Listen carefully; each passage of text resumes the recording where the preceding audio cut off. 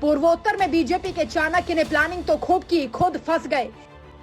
जिग्नेश को गुजरात से उठाया, 2-2 एफआईआर की, क्या सब साजिश थी? कोर्ट ने ऐसी फटकार लगाई कि अब कई पुरानी फाइल खुल जाएंगी। क्या असम में पुलिसकर्मियों को बॉडी कैमरा लगाना होगा? गिरफ्तारी के लिए भेजे गए वाहनों में सीसीटीवी कैमरे लगाने होंगे? ये बदलाव क्यों होगा, हम आपको इसी रिपोर्ट में बताएंगे। राजनीति के अपने नियम हैं और कानून का अपना कायदा। राजनीति के लिहाज से जिग्नेश मेवाणी एक ट्वीट के बाद जो स्क्रिप्ट पूर्वोत्तर के चाणक्य कहे जाने वाले हेमंत बिश्वा शर्मा ने तैयार की थी, उसकी पोल असम की अदालत में खुल गई। इस स्क्रिप्ट के तार गुजरात के बनासकांठा से लेकर असम के बरपेटा के कोर्ट रूम तक जुड़ते हैं। गुजरात के दलित नेता जिग्नेश मेवाणी की गिरफ्तारी से लेकर रिहाई तक की इस स्क्रिप्ट में हेमंत बिश्वा शर्मा ने कहा चूक की, कैसे अपनी फजीहत कराई, ये भी आपको बताएंगे। लेकिन सबसे पहले अदालत का वो बयान जिसके बाद असम सरकार खुद कटघरे में घिर गई है। असम के बारपेटा की अदालत में जज अपरेश चक्रवर्ती ने कहा, बेहद कठिनाइयों से मिले लोकतंत्र को इस तरह पुलिस स्टेट में नहीं बदला जा सकता। अगर मजिस्ट्रेट द्वारा दर्ज महिला के बयान के आधार पर इस मामले को सच मान लिया जाता, जो कि गलत है, तो हमें देश के आपराधिक न्याय शास्त्र को फिर से लिखना पड़ता। एफआईआर से उलट महिला ने मजिस्ट्रेट के सामने एक अलग कहानी बताई है। महिला की गवाही को देखते हुए ऐसा लगता है कि आरोपी जिग्नेश मेवाणी को ज्यादा समय हिरासत में रखने के लिए यह मुकदमा तत्काल बनाया गया, जो कि अदालत की प्रक्रिया और कानून का सीधे तौर पर दुरुपयोग है।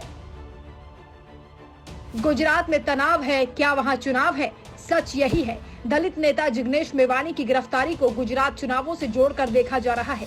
जिग्नेश मेवाणी ने पीएम मोदी को लेकर ट्वीट किया। इस मामले में मुकदमा हजारों किलोमीटर दूर असम में दर्ज किया गया।